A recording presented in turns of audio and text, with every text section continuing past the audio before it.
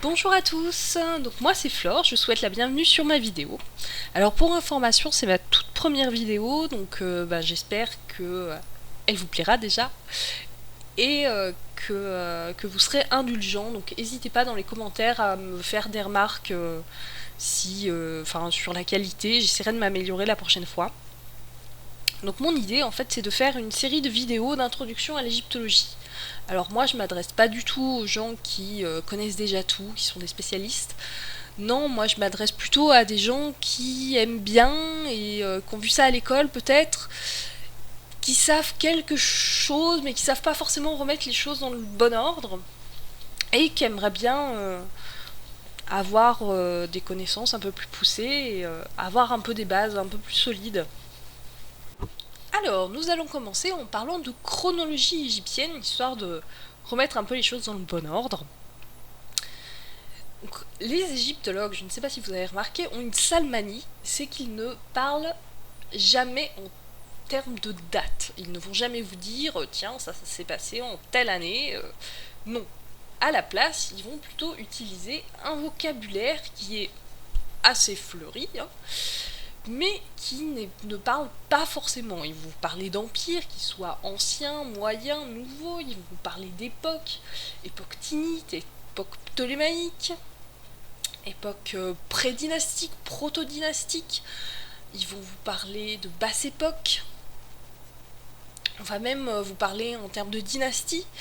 Le problème, c'est que quand on n'est pas spécialiste, c'est difficile parmi ce vocabulaire de savoir ce qui est plus ancien, ce qui est plus récent, et de voir un peu dans quel sens tout ça se passe.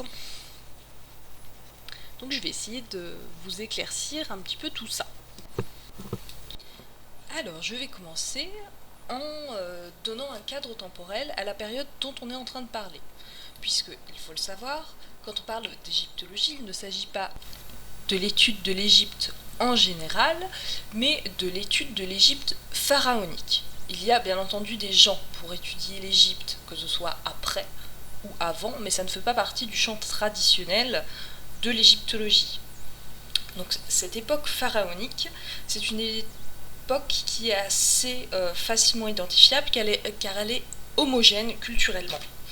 Elle est homogène dans le sens qu'on retrouve pendant toute cette période le même système politique, la même religion et également un système d'écriture qui sont les hiéroglyphes qui durent pendant toute cette période, avec bien sûr des évolutions dans le temps, mais globalement ça reste cohérent.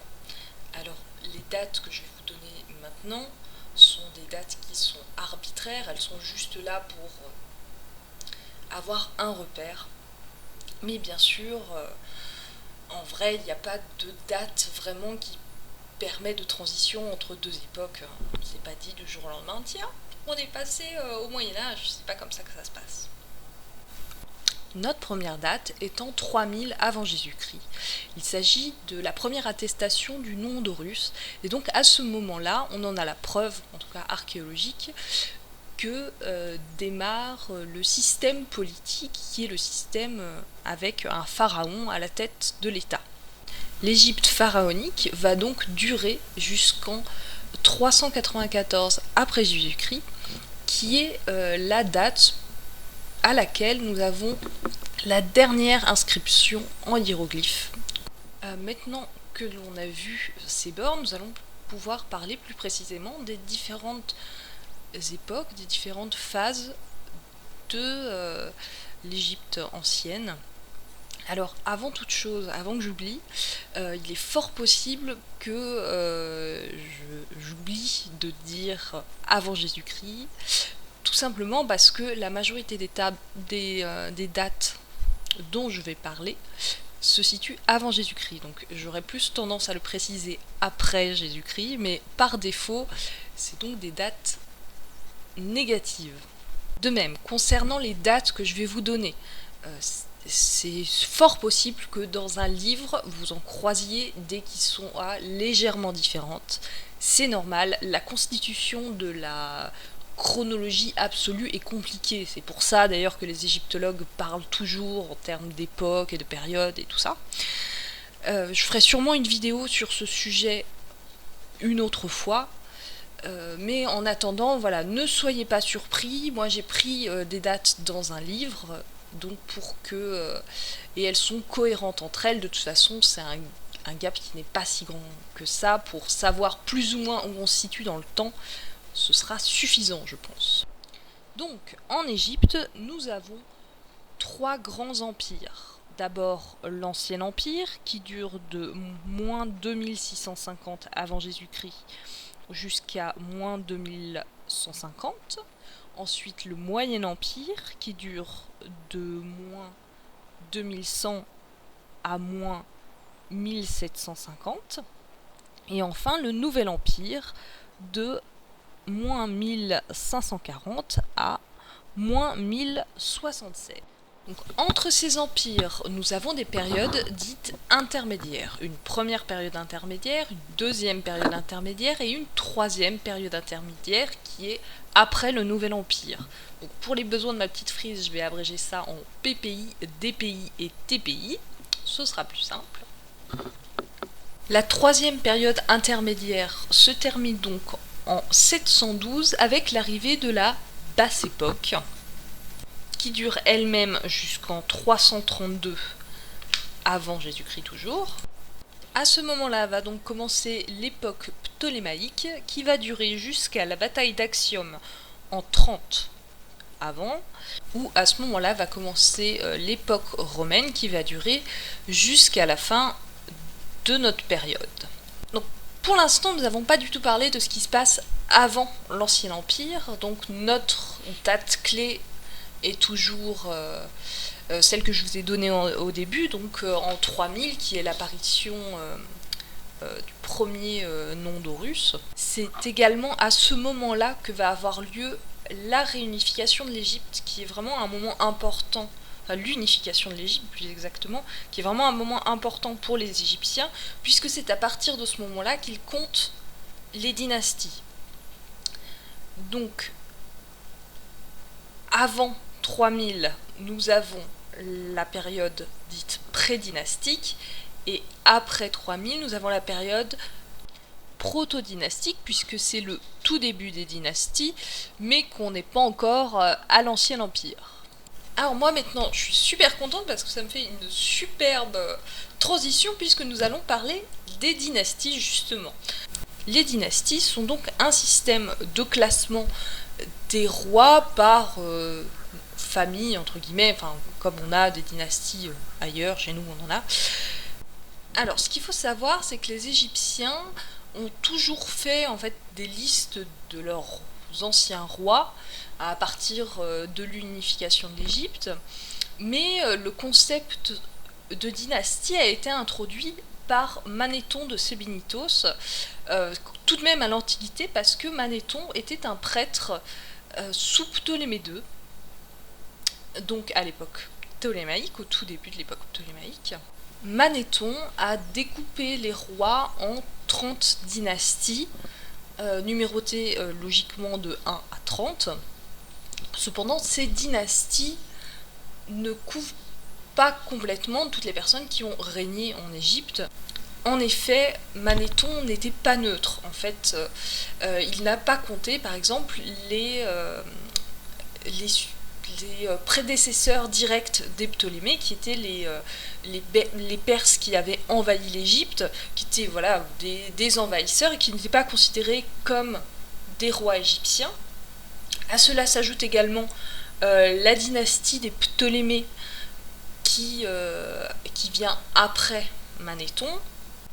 Les égyptologues contemporains ont également apporté leur pierre à l'édifice, heureusement, je dirais, puisque les archéologues ont découvert la mention de rois qui sont antérieurs à l'unification de l'Égypte, donc antérieurs à la dynastie 1, et qui a donc été nommée dynastie 0. Alors, si on essaye maintenant de replacer nos dynasties sur la frise de tout à l'heure, nous avons la dynastie 0 qui correspond à l'époque pré-dynastique, donc avant l'unification de l'Égypte en 3000 avant Jésus-Christ. Ensuite, l'époque tinnite ou proto-dynastique correspond aux dynasties 1 et 2 qui vivaient à Tis, d'où le nom d'époque tinnite. À l'Ancien Empire, c'est les dynasties de 3 à 6 qui régnaient. La première période intermédiaire, nous avons les dynasties de 7 à 11. Le Moyen Empire, uniquement la dynastie 12. Pour la deuxième période intermédiaire, c'est les dynasties de 13 à 17. Au Nouvel Empire, nous avons les dynasties 18, 19 et 20. Pour la troisième période intermédiaire, les dynasties de 21 à 24. À la basse époque, de 25 à 30. Et ensuite, donc à partir de l'époque ptolémaïque, la dynastie des Ptolémées, ou dite des Lagides, car le père de Ptolémée Ier s'appelait Lagos.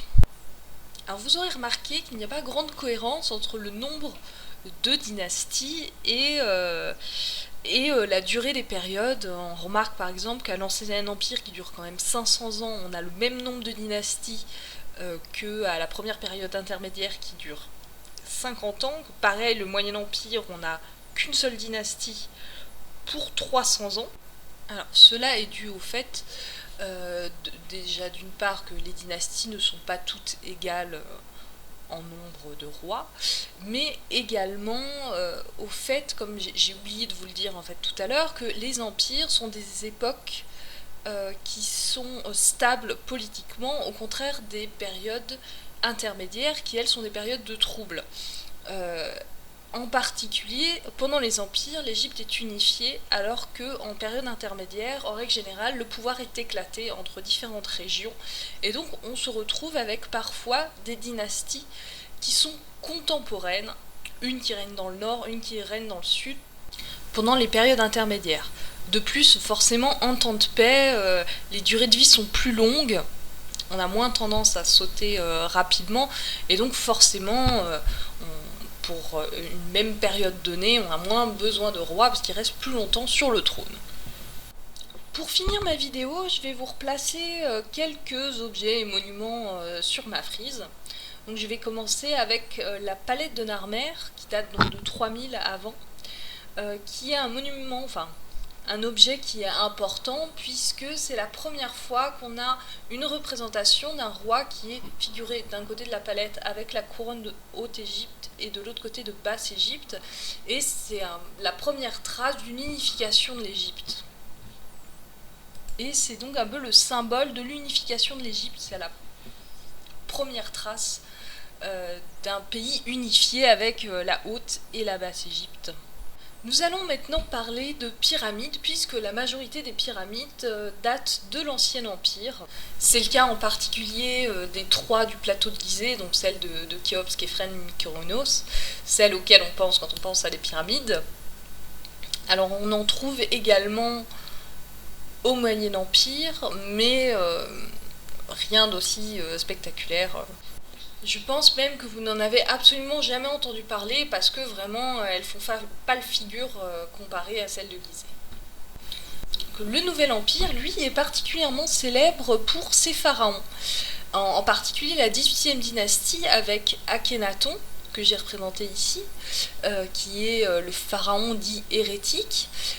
On a aussi Toutankhamon qui est si célèbre pour son tombeau, mais également à la 19e dynastie, le pharaon Ramsès II, qui lui est plus connu pour ses constructions, puisqu'il est notamment le commanditaire de la grande salle hypostyle de Karnak et d'Abou Simbel. Je vais finir maintenant en vous parlant de l'époque ptolémaïque, puisque c'est à cette époque-là qu'on trouve la majorité des grands temples d'Égypte, ceux qui sont les mieux conservés, donc Edfou, Dendera, Esna, Komombo. Là, je vous ai représenté un petit Horus d'Edfou. J'aurais pu aussi vous mettre la pierre de Rosette parce qu'elle date également de cette époque. Et voilà, maintenant ma vidéo est terminée, donc j'espère que ça vous aura plu et qu'on se retrouvera bientôt pour une nouvelle vidéo. À bientôt!